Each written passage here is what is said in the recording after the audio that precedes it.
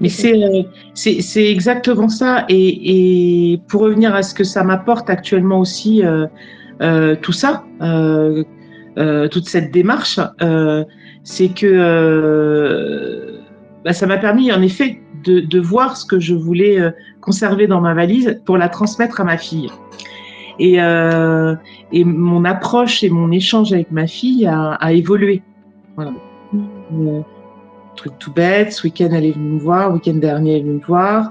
Maman, on regarde un film, une série Netflix ensemble. Alors là, je me dis ça y est, ça pour donc voilà, elle s'est mise dans le lit avec moi. Et puis là, à un moment, elle a commencé à pleurer.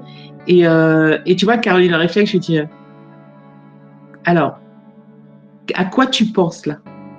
Quelle est l'émotion que tu as ressentie et qui te fait pleurer? Voilà. Dis-moi ce que tu. Et en fait, mais alors, la pelote, c'est venu tout en la ramenant chaque fois. Non, pas là, à l'instant là. Qu'est-ce que tu ressens? Tu m'as parlé de quelque chose et ça te fait monter les larmes et tu pleures. Donc, en quoi ce que tu m'as dit te touche? Qu'est-ce qui te touche dans ce que tu me dis? Et en fait, on est allé au bout. Moi, on m'a jamais fait ça, mais aujourd'hui, je l'ai appris. Donc, c'est comme ça que tu as fonctionné, tu vois, avec moi, Caroline, enfin avec nous, tu vois. Et en fait, je me suis surprise à utiliser cet outil. Et en 30 minutes, elle était, mais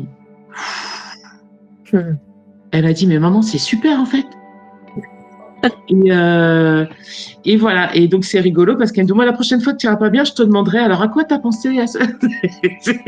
Mais en fait, je me dis voilà, moi, on commet des erreurs, en effet, tous. Mais même moi, je me dis oui, ça me permet de rectifier des choses avec ma fille actuellement. Ouais. Ça, c'est un vrai bonheur aussi, tu vois. Il y a Marielle qui nous disait, en plus, nos parents culpabilisent aussi de nous infliger des choses, régime est forcé à manger. Et après, elle nous dit, tout à fait, l'image, j'ai écrit un poème sur nos valises de vie. Donc, tout ça, ça résonne beaucoup pour tout le monde. Hein. Ces partages, et on voit combien le simple fait de se poser des questions, d'être dans les émotions, d'essayer de comprendre les émotions, on n'est plus sur le problème de la nourriture. C'est complètement autre chose. Oui, je voulais juste partager sur ce qu'évoquait Valérie à propos de la balance. Moi, j'ai été assez déstabilisée parce que mes premières séances, on m'a pas demandé mon poids, on m'a pas pesé, et pour la première fois, j'ai mis en œuvre des choses qui n'avaient pas pour but de perdre du poids, mais qui avaient pour but de redécouvrir la manière de se nourrir. Et j'avoue que c'est même déstabilisant parce que ma balance prend la poussière sous un meuble et en fait, ça, au lieu de m'inquiéter, ça a amené un sentiment de liberté. C'est-à-dire que pour la première fois, je mettais en place des choses pour moi, pour être mieux, mais pas pour un objectif, pas pour descendre en dessous de tel poids, etc. Et finalement, les choses se font plus facilement comme ça que dans la contrainte du respect d'un régime, de peser ses aliments, de se peser soi. Et c'est une découverte qui est assez déstabilisante. Mais je te rejoins parce que moi, quand la médecin m'a demandé de racheter une balance, c'est pas pour surveiller mon poids par rapport à ce que je vais manger, c'est parce que mon traitement est tellement fort qu'il peut avoir des incidences assez importantes sur la perte de poids. Et il faut pas justement, c'est le dosage de ce médicament qui s'ajuste en fonction de plusieurs paramètres, dont le poids. Oui, donc tu as aussi changé ton objectif de peser.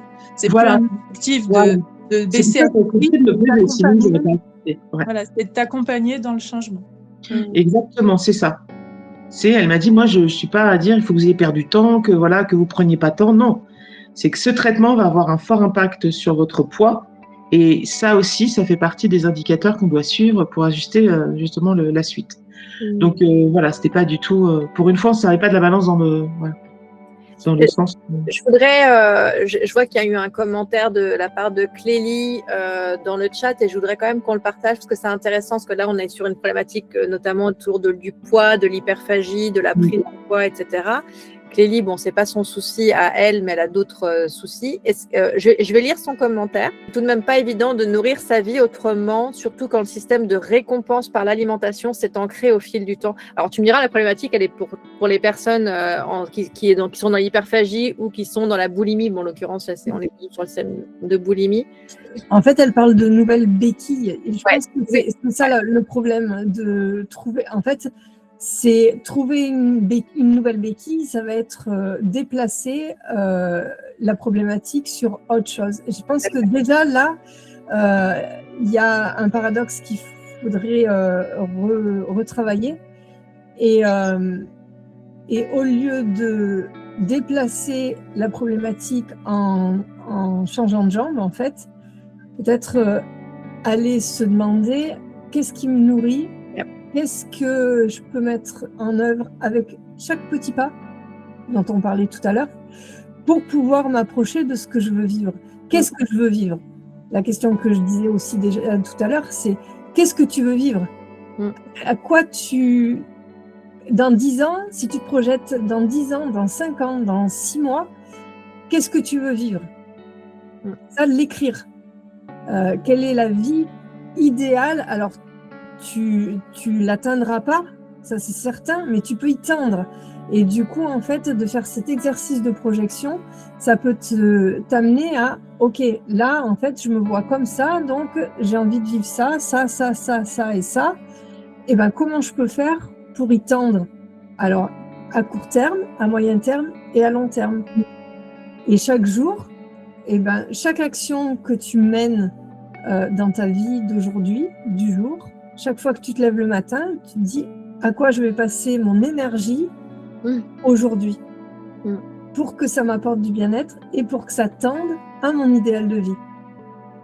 Donc là, le truc, c'est de voir quels sont les centres d'intérêt, les passions, les choses qu'on a parfois mis complètement de côté avec l'arrivée des TCA. Moi, personnellement, je voulais écrire quand j'étais plus jeune, mais j'ai complètement laissé ça de côté pour me consacrer uniquement au TCA. Alors ça, c'était vraiment une passion, les TCA. Je faisais ça tous les jours, c'était formidable. Et finalement, l'écriture est revenue sur le devant de la scène, et c'est par le déplacement d'une passion pour les TCA, donc pour la nourriture, vers ma passion pour l'écriture que j'ai réussi à me nourrir autrement. Donc effectivement, il ne s'agit pas de trouver de nouvelles béquilles. Là, c'est pas un déplacement, c'est vraiment que tu t'es reconnecté à ta vibration interne, à ce qui te faisait vibrer naturellement au fond de ton cœur. C'est pas pour moi, c'est pas pareil. C'est retrouver des choses que j'avais arrêté d'exploiter par le passé. Ouais.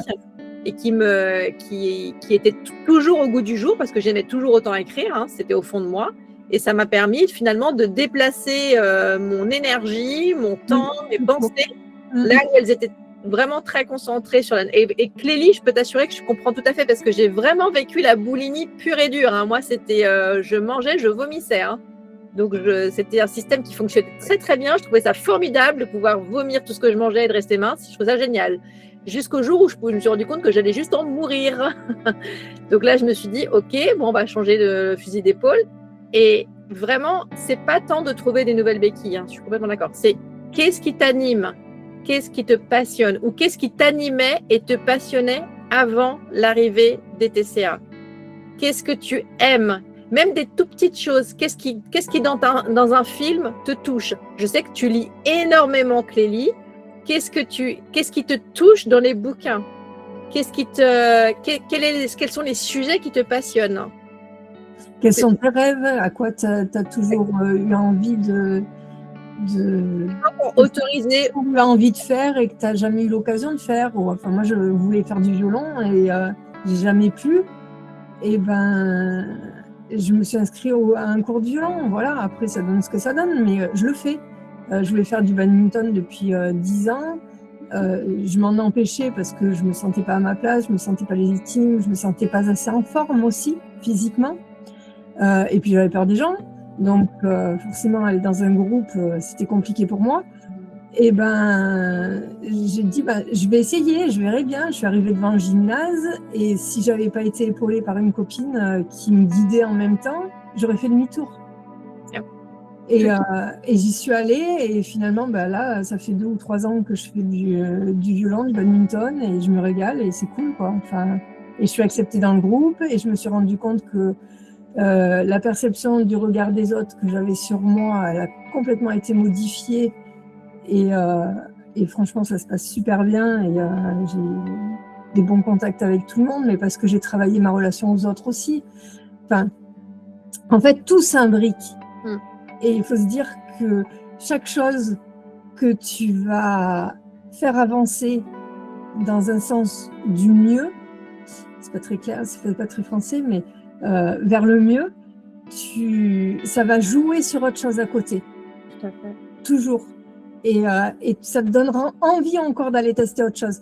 En fait, c'est un cercle vertueux qui s'installe après et qui te fait sortir donc du cercle vicieux et ça te fait, ça te donne goût à avancer. Et après, comme Valérie, tu vois, après tu as compris des choses, tu vas les transmettre. C'est ce qu'on fait, hein. De toute façon, on a compris et on transmet. Donc voilà.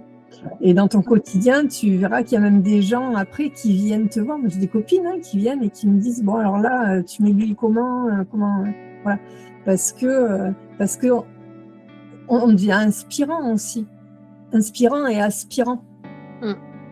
Et Valérie, enfin moi je trouve que ton témoignage il est ultra inspirant et aspirant pour tous ceux qui sont derrière derrière entre guillemets, qui n'ont pas passé le cap de ce chemin de la guérison, mais qui en ont envie. Et je trouve que tu les aspires par le chemin que tu as déjà fait, en fait. Et c'est top qu'il y ait des gens qui puissent justement témoigner comme ça. Catherine, vous vouliez intervenir ? Oui, en fait, je voulais reprendre aussi la notion de patience. Le témoignage qu'elle a partagé, il est juste, ça fait longtemps qu'on le pratique. Et moi, j'ai eu une autre image, j'aime beaucoup les images, mais c'était de se dire qu'on a toute sa vie écrit de la main droite, avec une écriture qui ne nous convient pas, qu'on ne trouve pas jolie. Et puis un jour, quelqu'un nous dit, tiens, essaye d'écrire de la main gauche. De la même manière qu'on a appris à l'école avec la main droite en faisant des lignes, des erreurs, des mauvaises formes, etc. De la main gauche, on va commencer à refaire des lignes d'écriture. Et puis au bout d'un moment, on va se rendre compte qu'on écrit beaucoup mieux de la main gauche et on va être gaucher. Alors, ce n'est pas la béquille qui remplace un problème par un autre, mais c'est vraiment changer son mode de fonctionnement, un mode de fonctionnement qui ne nous convient plus. Et puis se rendre compte que pour y arriver, ça va demander du réapprentissage, mais de la même manière qu'on a mis du temps à mettre en œuvre le mauvais comportement. Il n'y a pas de bon ou de mauvais, mais le comportement en tout cas qui ne nous convient plus, ça va prendre du temps de réadopter le comportement qui va mieux nous convenir.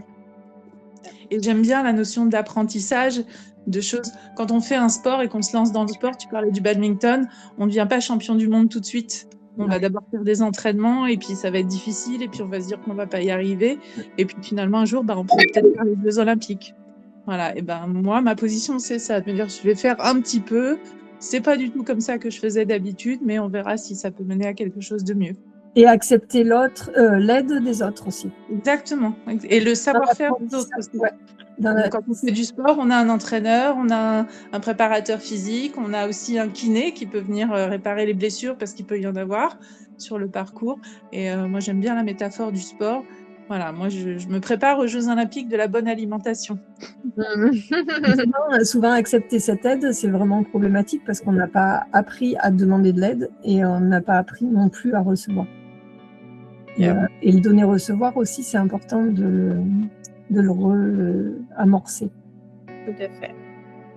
Mais en tout cas, c'est Clélie et tu sais, je pense à Valérie notamment. Valérie, elle est restée 46 ans. Moi, je suis restée 24 ans. On a souffert très longtemps avant d'avoir ce fameux, alors je ne sais pas si on peut parler de déclic, mais ce moment où en tout cas on arrive à inverser les choses, on arrive à prendre vraiment tellement conscience de ce dont on a vraiment envie et de ce dont on n'a plus vraiment envie, que parfois effectivement il y a un peu cette notion de patience. Je rejoins complètement Catherine, de patience et surtout de se dire que à partir du moment où on est quand même en train de regarder des visios, de participer à un groupe de parole, de lire des bouquins, etc., on est déjà dans la démarche. Et ça, moi, c'est ce que je me répétais tout le temps, c'est ça va finir par lâcher.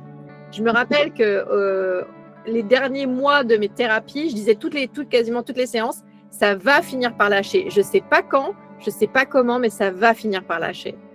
Et ça, c'est important de continuer à se dire, voilà, je continue quoi qu'il arrive et je prends patience, je prends mon mal en patience avant de pouvoir prendre mon bien en urgence. Je ne sais pas comment on pourrait dire.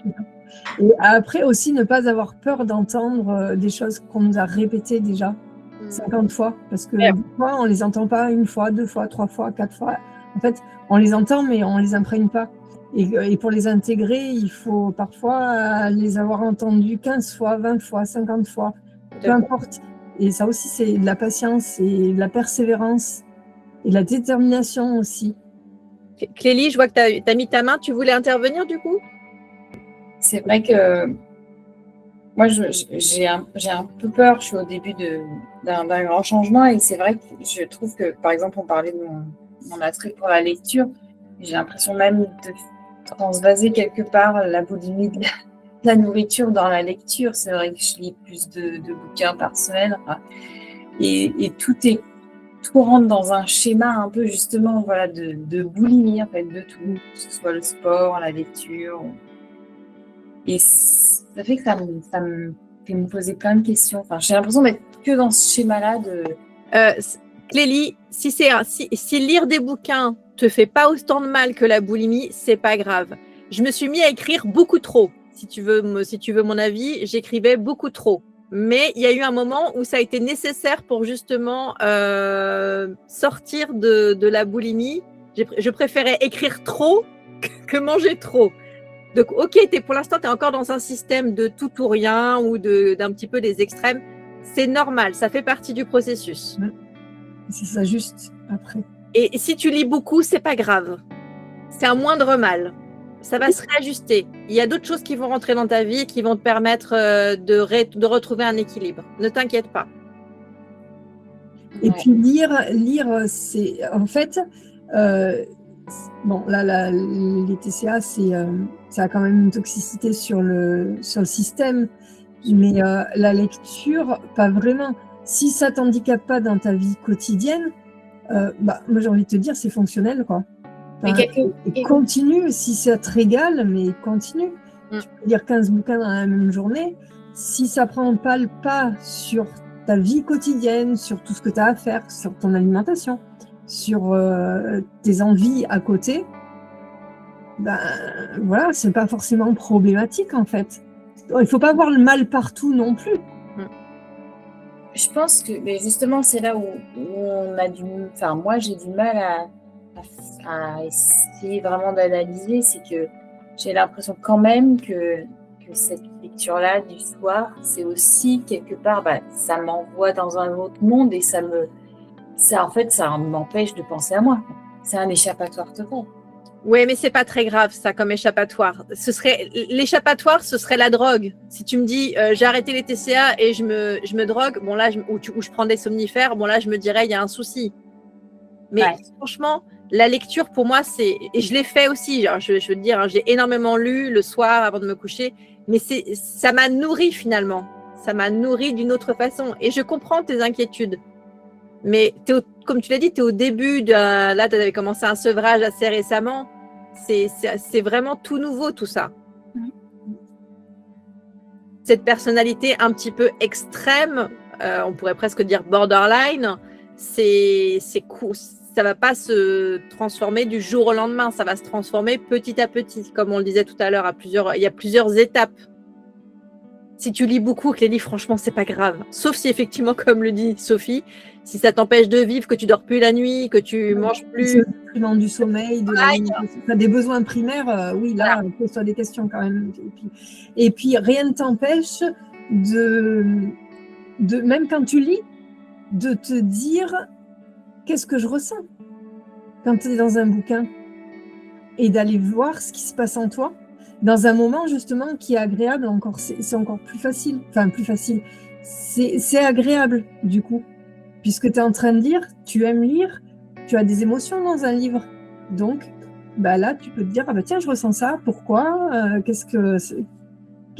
donc tu peux même l'utiliser en fait, cet outil. C'est ce que j'allais dire, c'est peut-être la lecture, c'est peut-être le moyen de faire un pas de côté pour s'éloigner du TCA, qui est le deuxième pas vers soi ou tout ce qui sera nécessaire, mais c'est s'extraire du TCA par un autre biais qui n'est pas délétère, qui fait pas de mal finalement, et qui permettra de s'en éloigner pour mieux se recentrer après. C'est l'étape intermédiaire entre les deux. Absolument. Et puis, tout se réajuste en continu tout le temps. Là, aujourd'hui, c'est ça. Demain, ça sera peut-être moins de lecture, et plus de sorties. Voilà, tout se réajuste. Moi, j'ai eu peur à un moment où je suis passée de l'isolement à presque un excès de sociabilité, où j'avais un besoin d'aller à l'extérieur, de rencontrer du monde, de valider mes changements, de vérifier, de voir ce qui se passait, etc. Et ça s'est temporisé naturellement. En fait, j'ai rien fait pour. C'est juste qu'à un moment, voilà, j'ai constaté ce que j'avais à constater, j'ai vécu ce que j'avais à vivre, voilà, et je suis revenue dans le milieu, en fait. C'est ça. Tester, expérimenter, réajuster, mieux se connaître, c'est aussi ça. C'est pas trouver tout du premier coup et transformer sa vie en un claquement de doigts en je souffre d'un TCA et j'ai une vie absolument normale où il n'y a plus rien qui dépasse. Il y a vraiment plein de phases. En plus. Comment ? Ce sera ennuyeux en plus. Je sais pas, je l'ai pas vécu. Ça me fait pas envie. Écoutez, en plus, j'ai envie, tu vois, d'évoluer encore. Ah mais moi aussi, hein. Et ça prend vraiment goût en plus. À un moment, je me dis, je travaille trop. Bon, ça va, c'est pas une addiction trop. Enfin, si, ça sera si ça m'empêchait de dormir, si ça m'empêchait de manger. Mais oui, je pense qu'on a des petites addictions ensuite, toujours dans notre quotidien, et c'est normal. Ça fait partie d'être humain, quoi. Il y a un dicton qui dit rien n'est poison, tout est poison, c'est juste une question de dosage. Exactement. C'est pas le poison le problème, c'est la dose. C'est ça. Tout à fait. Exactement. Et les écrans, moi qui bosse sur les écrans, des fois je me dis voilà, ça fait vraiment beaucoup d'écrans ça, et j'essaye de réajuster. Bon, est-ce que je peux où est-ce que je peux les enlever, ou est-ce que je peux voilà, c'est le quotidien de n'importe quel être humain. Moi, pour rebondir sur la problématique de Clélie, par exemple, j'ai décroché des écrans grâce à la lecture. C'est-à-dire que dans mon travail de connexion à soi, je mangeais par exemple toujours en faisant quelque chose. J'ai commencé par éteindre la télé, après ça me paraissait trop vide, donc j'ai pris un livre, et puis le soir avant de m'endormir, je m'épuisais devant la télé, j'ai décidé de couper la télé, je lis dans mon lit, et voilà, c'est pour ça que je lui dis que c'est peut-être le pas de côté qui permet ça, c'est aussi un recentrage, la lecture. C'est un moment à soi, c'est pas les images des autres, c'est celles qu'on se met dans la tête, donc pour moi c'est un premier pas, je pense, pour elle. Tout à fait. Et il y a plein de petits pas comme ça à faire. Et vraiment, bravo Catherine d'être dans l'action. Bravo Valérie d'avoir été dans l'action. Il n'y a que dans l'action qu'on progresse et qu'on transforme les choses. Si ça reste dans le mental, si ça reste dans la théorie, ça ne bouge pas. Je sais, je l'ai fait pendant des années. Ça ne change rien. La théorie ne change rien. C'est la pratique qui fait qu'on arrive à sortir des TCA. S'il y a bien un tips qu'il faut... Et la volonté de vouloir changer sa vie, ça ne marche pas non plus. C'est vraiment d'y aller. Exactement. Le faire. Ouais. Et le faire mal, et le faire sans la certitude que ça va fonctionner, et le faire avec imperfection, c'est ça qui va nous conduire à la guérison. Et tous les... Comment ? Et bienveillance. Le faire avec bienveillance. Bien évidemment. Bienveillance, douceur envers vous-même. On n'est pas là pour souffrir. 11h47, vous pensez qu'on peut arrêter quand même ou... Parce que moi, éventuellement, je serais bien allée me coucher, mais bon, je dis ça, je dis rien. En tout cas, merci à tous et toutes d'être restés jusque-là. On a été parce que mine de rien, moi, mon objectif, j'avais quand même un objectif en tête, c'était 80 personnes pour assister à la soirée. J'avais plus de 80 inscriptions. On a été au maximum à 25, 26, donc je suis un peu déçue, mais bon, je vais aller me faire un petit auto-coaching dans mon lit en me disant non, mais c'est pas grave, c'est bien quand même. Mais en tout cas, merci à vous d'avoir été présents ce soir. Merci à toi. 80 personnes, peut-être qu'il n'y aurait pas eu la place de l'expression de tout le monde, comme ici. Oui, bien sûr, mais le but c'était de. Bon, après, le replay sera donné à toutes les personnes qui se sont inscrites, donc ça leur permettra quand même d'avoir accès à des infos. Mais une fois de plus, quand on dit le passage à l'action, le simple fait de venir, d'assister, de poser ses questions, de prendre peut-être des notes, c'est ce que j'appelle le passage à l'action. Parce que s'inscrire à une soirée questions-réponses, mais ne pas venir, ça aide pas beaucoup. Il y a une grande chance que les personnes n'écoutent même pas le replay, donc elles passent à côté et on va les retrouver sur les groupes en train de nous dire comment faire. Donnez-moi des tips pour m'en sortir. Mais bon. Mais tu vois, c'est un effort. Yep. C'est une action de venir, de rester connecté 3 heures, etc. Exactement. S'ils ne le font pas, ils vont chercher une solution ailleurs, mais ce sera toujours pareil. S'inscrire, c'était peut-être pour eux leur plus petit pas possible. Absolument. Exactement. Voilà. C'est déjà prendre conscience et se dire bon, ben voilà, j'ai cette problématique et peut-être qu'il y a des solutions, mais je ne suis pas encore prêt à aller les voir. Il y a aussi un timing. Une question de timing. J'ai mis 4 ans à traiter ma dépendance, à faire le pas de me dire bon, je suis dépendante affective, j'ai ça et je dois aller la travailler, quoi. Donc, chaque chose en son temps, chaque système. Et c'est pas du tout un jugement quand je dis ces gens-là, on va les retrouver en train de nous demander des tips. C'est juste que j'étais là-dedans. Je sais ce que c'est que de vouloir quelque chose, mais de ne pas faire ce qu'il faut pour que derrière ça change et de dire après j'ai tout essayé, le fameux j'ai tout essayé qu'on a entendu tout à l'heure et qui n'est pas vrai en fait. On a essayé beaucoup de choses, parfois plus dans notre tête que dans notre passage à l'action, mais on n'a pas tout essayé. Donc ça veut dire qu'il y a encore des choses qu'on peut tester et c'est là où tout l'enjeu de ce genre de soirée, c'est d'avoir des nouvelles options, d'entendre des nouveaux témoignages qui nous permettent d'avoir de nouvelles idées et de se dire enfin, cette fois j'y vais. Bah, moi, par exemple, le groupe de parole, là, ce groupe, cette soirée, c'est pour moi une première. On en avait parlé, Caroline, je ne pensais pas que c'était utile. Et ben, j'ai démonté ma croyance. Donc, je vous remercie tous. Bah, avec plaisir. Moi, j'adore démonter les croyances des gens. C'est mon job dans la vie. Merci à tous. Je vois vos petits merci dans le chat, ça fait super plaisir. Sur ce, Sophie, merci beaucoup pour ta présence jusqu'à la fin. Merci à toi d'avoir organisé cette soirée. C'était enrichissant, c'était super intéressant. Ça m'a beaucoup nourri. Ouais. J'ai adoré. Ça nous a nourri. Tu as vu comme on utilise souvent cette expression après quand on est. Oui. Ça nous a nourri. Tout à fait. Bien, merci à tous. On vous souhaite une excellente soirée, une excellente nuit. Merci pour vos témoignages inspirants. Vous êtes très courageux, vous êtes exceptionnels et vous allez y arriver. Il n'y a pas de raison. Toujours y croire. Exactement. À très bientôt. Au revoir. Au revoir. Bonne soirée. À bientôt. J'ai plus de voix. Ciao, ciao.